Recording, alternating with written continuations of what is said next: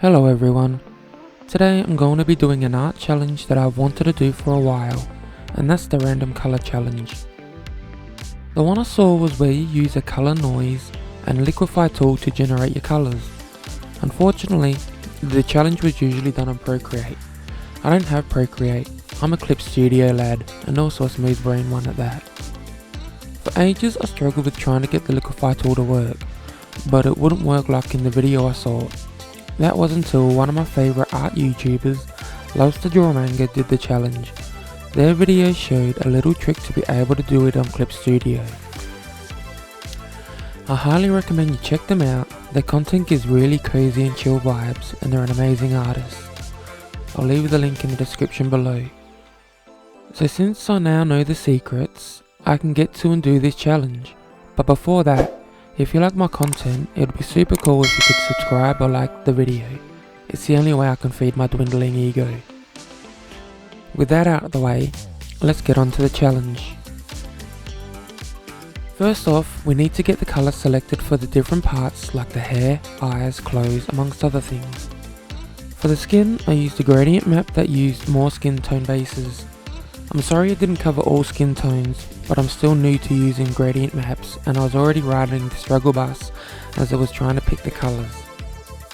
The thing with Clip Studio, even though I found out how to adjust the liquify tool so that it works, it is still pretty finicky and you have to wiggle about to try and get different colours. Otherwise you just end up with the same colours for everything. It also doesn't blend out the colours completely until you remove your pen from the tablet, which is why it looks weird as I'm liquifying. Now that I have the colours selected, I spent a bit of time deciding what kind of character I was going to create. Because a lot of the colours ended up coming out as earth tones, I decided I would go with a forest druid. You can clearly see how original I am. When designing characters, I used to like to make the design super complicated, but now that I'm older and wiser, I have come to appreciate the simplicity and effectiveness of keeping designs more simple. I think the most important thing is as long as the design is recognisable from a glance, then you've done your job. Now don't get me wrong, I love complicated designs, but if it is going to be a character you would be drawing a lot, having overly complex designs can make the redrawing of them feel like a chore or too much work, and people will often simplify them when doing fan art anyway. I really like doing these art challenges since it gets me out of my comfort zone and trying something different. They're also great for when you're experiencing art block. I would love to do more of these, so if there are any art challenges you would like to see me do, let me know in the comments below. I think that I was kind of lucky with the colour selection since they all kind of went well with each other, with the purple eyes that gave it a little bit of accent to help the eyes stand out.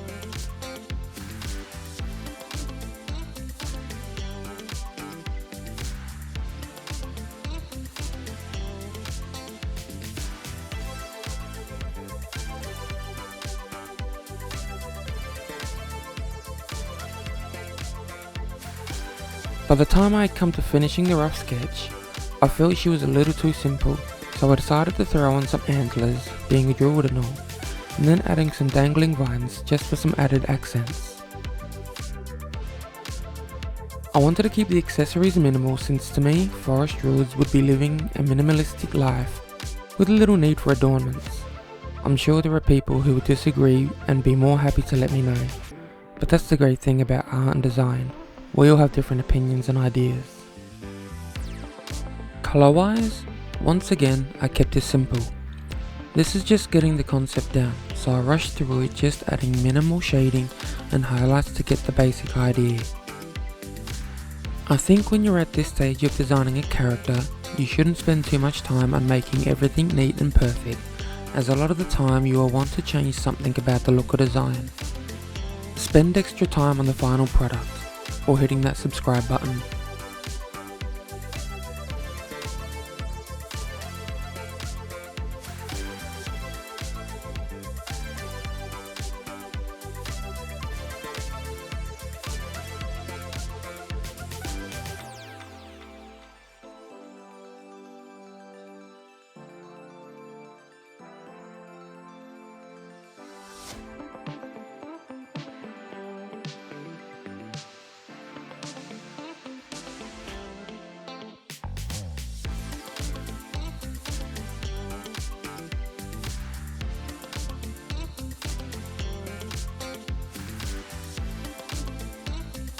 I was just going to leave it at the rough concept and call it a day, or maybe do another quick one, but no. You deserve better than that. She deserves better than that. So let's turn her into a completed piece. Rather than talking your ears off about boring or useless stuff, I will just let the time lapse play and let you enjoy it come together in peace, then come back at the end for some final thoughts.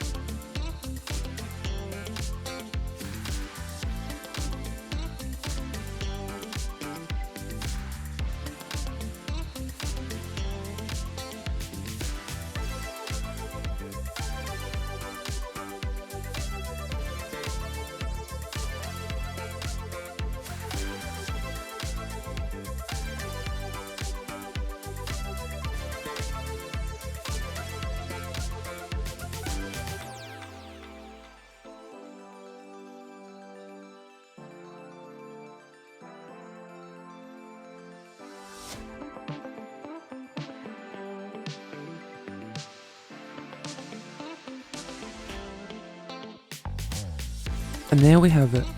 I'm really happy with how the final piece came out, and I had quite a bit of fun doing it. The colours really did work well together. Even though the design was simple, I still think it was effective. I hope you enjoyed seeing my process and how it turned out. If you would like to see more, please do consider hitting that subscribe button to know when I release new videos. I hope you all have a great day and stay safe. Okay, bye.